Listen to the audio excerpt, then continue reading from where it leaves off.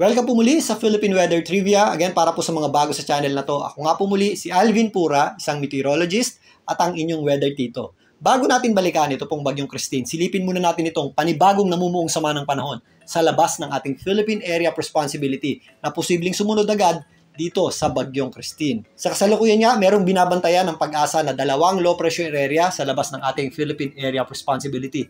Ito pong mas mababa ay huli pong namataan ng Pag-asa sa layong around 2,465 kilometers east-northeast o hilagang silangan ng area ng Mindanao. So sa ngayon, napakalayo pa po niyan sa anumang bahagi ng ating kalupaan or landmass at malayo rin po yan sa ating mismong boundary line. Ito naman po mas mataas ay halos ganun din po ang distansya sa ating kalupaan. Pero gaya ng Bagyong Christine, nung dating mahina pa po ito na kung saan nagkakaroon po ito ng multiple centers at nagpapalipat-lipat pa nga, ito pong dalawang sirkulasyon nito ay ititreat natin as isang malawak na sirkulasyon gaya nga ng Bagyong Christine dahil magsasama rin po ito eventually. Ito po ay designated na din ng JTWC ng US as 98W Invest, ito pong mas mataas, at 99W Invest, ito naman po mas mababa. Pero i-absorb lamang po ni 99W Invest ito pong si 98W Invest. Sa katunayan, ito po ay isang ganap ng bagyo o tropical depression para sa Japan Meteorological Agency.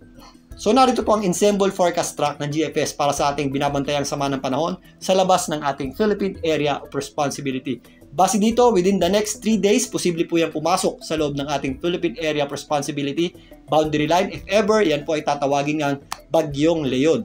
Yan po ay patuloy na kikilos, pakanluran o pa-westward patungo dito sa ating bansa. May possibility po yan mag-recurve patungo dito sa southern portion ng Japan at posible rin po yan magdire-diretso dito po sa hilagang bahagi ng Luzon or extreme northern Luzon. Again, ito po ay mga possible scenario pa lamang at malayo pa po ito kaya medyo malawak pa yung kanyang area of probability o area of uncertainty. Pero kung maaalala nyo, yung forecast track ng Pag-asa na kung saan meron po dong possible na U-turn scenario ang Bagyong Christine o posibleng pagbalik ng Bagyong Christine sa ating bansa, may kinalaman po ito doon. Pag-usapan natin yan. So narito po ang official forecast track ng Japan Meteorological Agency para dito po sa sama ng panahon na binabantayan natin sa labas ng ating PAR at nandito na rin po ang track o official track para sa Bagyong Christine.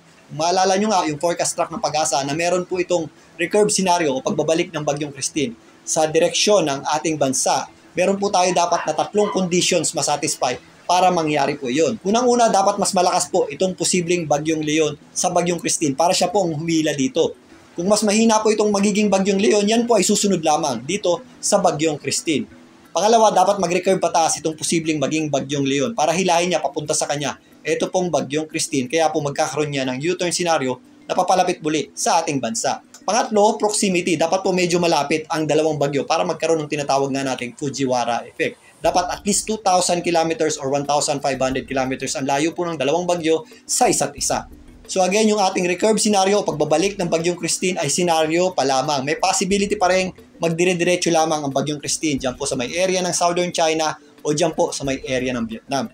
Kapag ganun po ang nangyari, may possibility din na magdire-diretso ito pong posibleng Bagyong Leon sa direksyon ng ating bansa at sa direksyon din na pinuntahan ng Bagyong Christine. Nakadalasan naman, sumusunod ang lalaki sa babae. Again, ito po ay mga posibleng senaryo pa lamang. Malayo pa po yan sa mismong araw ng pagtaya kaya medyo malawak pa yung ating uncertainty. Pero ang dapat nating paghandaan, ang posibleng pagsunod nitong posibleng Bagyong Leon dito po sa dinaanan ng Bagyong Christine. Dito po sa hilagang bahagi ng Luzon at extreme northern Luzon. Ngayon, balikan na natin itong Bagyong Christine na kasalukuyan pa rin nagdadala ng mga pagulan at malalakas na bugso ng hangin sa malaking bahagi ng ating bansa.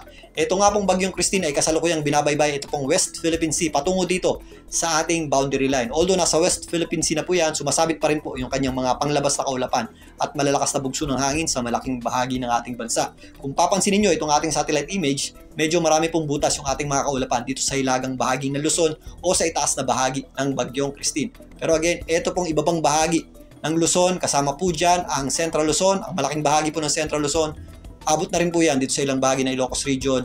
Kasama po dyan ang Metro Manila, Calabarzon, ito pong ilang bahagi ng Bicol Region, yung itaas na bahagi po nito, maging dito sa ilang bahagi ng Mimaropa, ay patuloy pa rin pong nakakaranas ng mga pagulan at kung minsan may kasama rin po yung pabugso-bugsong hangin dulot ng Bagyong Christine. So magpapatuloy po yan ngayong magdamag habang unti-unting lumalayo ang Bagyong Christine sa ating landmass or kalupaan. Again, maliban dyan, yung inflow ng hangin na patungo po sa mismong gitna ng Bagyong Christine ay nagdadala naman po ng mga posibleng scattered o kalat-kalat na pagulan dito po sa western section ng Visayas at dyan po sa area ng Zamboanga peninsula. At kung minsan ramdam din po yung mga breezy hanggang gusty o pabugso-bugsong hangin dito po sa area ng Visayas at Mindanao dahil po doon sa tinatawag nating buntot ng bagyo. Bukas, habang mas malayo na po ang Bagyong Christine at mas malapit na po yan sa ating boundary line, mababawasan na po yung ating mga pagulan sa malaking bahagi ng Luzon. Pero meron pa rin po tayong mga pagulan dulot ng inflow ng hangin o yung panglabas na kaulapan ng Bagyong Christine dito po sa western section o kanlurang bahagi ng Northern Luzon at Central Luzon. Yan po ang general area ng La Union, Pangasinan. Kasama na rin po dyan, ito pong area ng Zambales at area ng Bataan. Ito namang inflow ng hangin o yung tinatawag nga nating buntot ng bagyo ay posible pa rin magdala ng mga scattered o kalat-kalat na pagulan dito po sa area ng Mimaropa, lalong-lalo na dyan sa area ng Occidental Mindoro, kasama na po dyan ang mga isla ng Panay, maging dito sa Negros Islands. Sa darating na weekend, kasabay ng paglabas ng Bagyong Christine, mas mababawasan pa yung ating mga pagulan sa malaking bahagi ng ating bansa. Pero again, posible pa rin po yung ating mga isolated o localized na pagulan o thunderstorms na nangyayari tuwing hapon o gabi.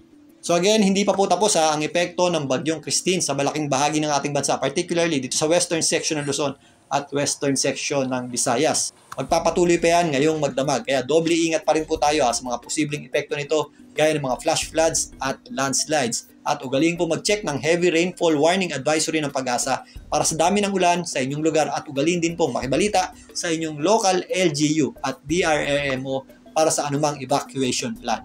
Pero mula bukas hanggang sa pagpasok ng weekend, kasabay ng unti-unting paglayo ng Bagyong Christine, meron tayong inaasahang gradual improvement ng weather, lalong-lalo na nga sa darating na weekend. Muli, ito po ang inyong Weather Tito para sa Philippine Weather Trivia. Magandang gabi po.